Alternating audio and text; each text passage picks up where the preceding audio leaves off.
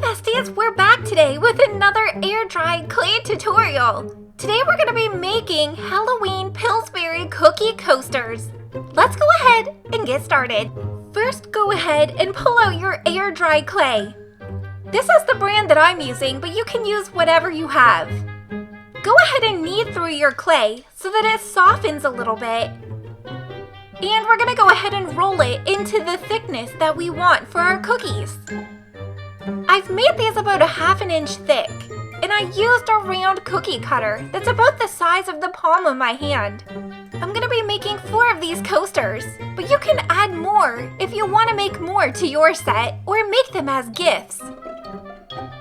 Now I've created my last coaster that I want, and I'm placing them on wax paper, so I don't need to worry about them sticking.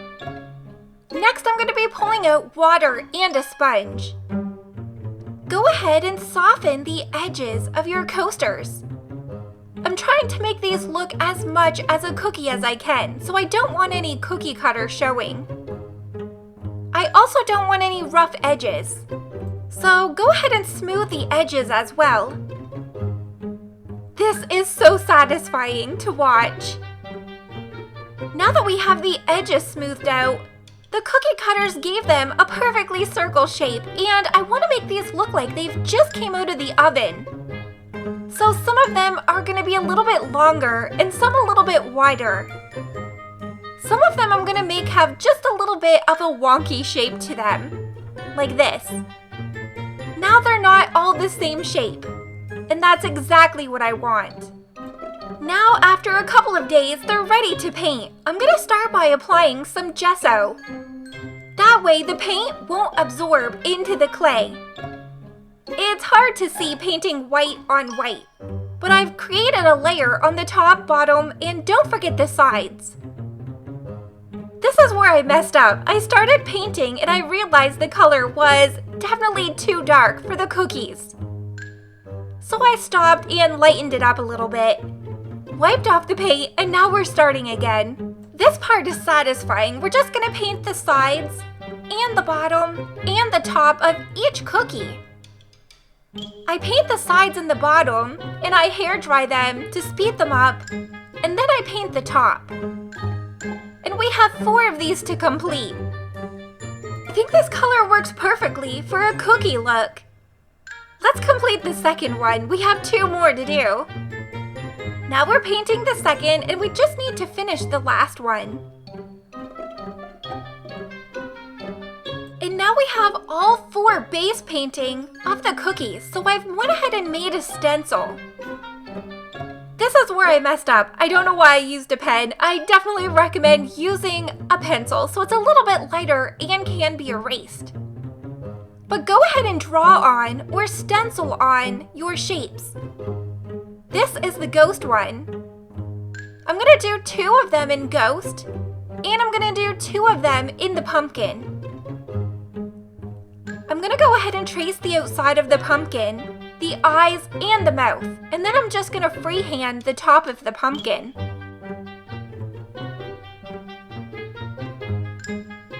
There's what the first one looks like. And we finished stenciling all of them, and here's the colors that I used.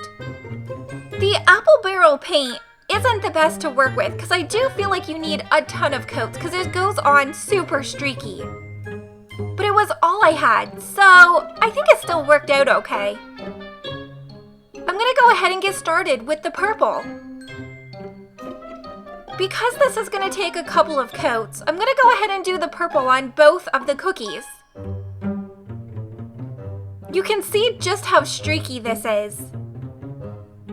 Now let's do the second cookie in purple. It's okay if you mess up because typically when you make these cookies, they do turn out a little bit wonky. So don't worry if you mess up. Now I'm going to go in with the orange. For the ghost, the orange is just for the mouth and on the top of the eye. I'm going to come back in with the purple in the eye after it dries. And don't worry if you mess up, because we're going to go back in at the end to clean it up a bit with the cookie color. Now let's move on to the pumpkins. Again, don't worry if you get the shape a little bit off, because we can clean it up at the end. Now I'm just going in and coloring all of the orange, and this is super streaky. Leave out the top where the green is, because we're going to freehand that. And I'm just going around the eyes and the mouth. We're going to keep those the same cookie color.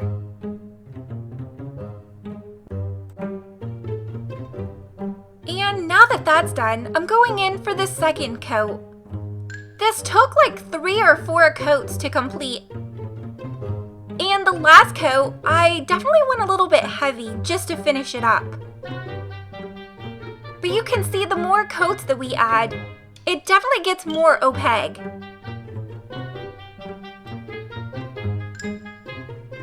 And the next coat on the pumpkins. And going back in for the ghosts. You'll really start to see the purple get more opaque with this coat. And I've gone in a little bit heavier handed with it this time as well. But it still took quite a few coverings to do. I'm not sure which is my favorite. I'm kind of thinking I like the ghost, but they're both super cute. Now I'm just using a dotting tool so we can add in the purple under the orange on the eyes. It's small details, but I think it looks good all cleaned up. And you can see how long this took to paint. Now I'm starting with the green so I can add the pumpkin stem and the leaves. I freehanded this because when you make cookies, each one will look differently, so these definitely don't need to be perfect. And this green took a couple of coats as well because it was super streaky. And we're also going to need to add green to the eyes as well. And here's the progress so far of the pumpkin and the ghost. Now let's add in the last of the second pumpkin. We're going to be adding the leaves, the stem. And we still need to come back for a couple extra coats, and we need to add green into part of the eye. These are super easy to do, but definitely time consuming.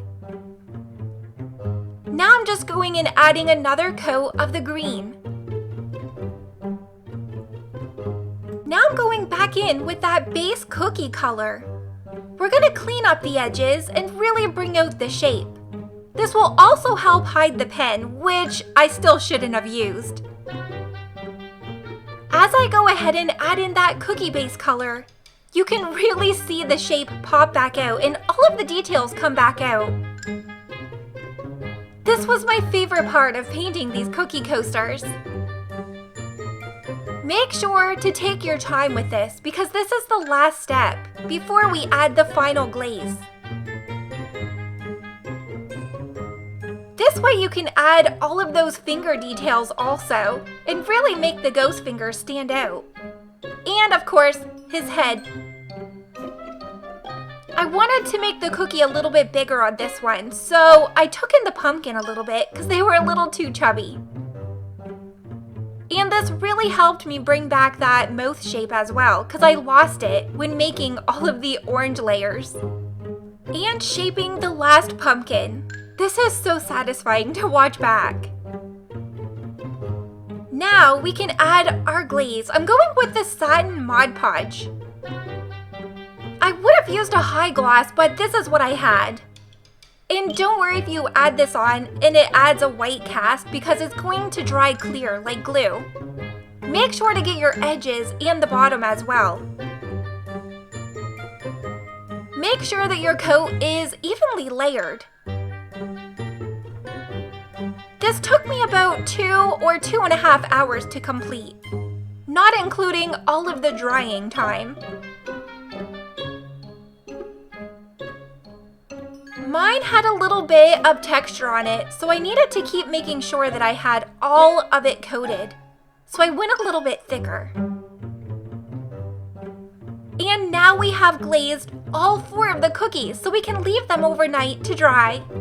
Or you can use a hair dryer just to speed it up a little bit. And here they are, completely dried. We have 2 ghost and 2 pumpkin coasters. I'll leave a link to all of the products that I used in today's video.